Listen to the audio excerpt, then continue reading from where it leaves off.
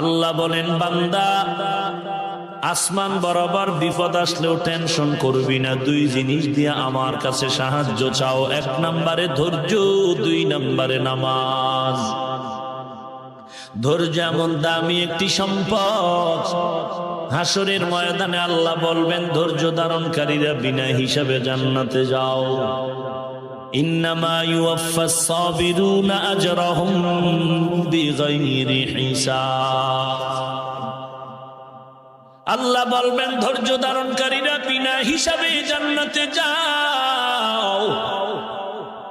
ইয়া আইয়ুহাল্লাযীনা আমানু ইসবিরু ওয়া সাবিরু ওয়া রাবিতু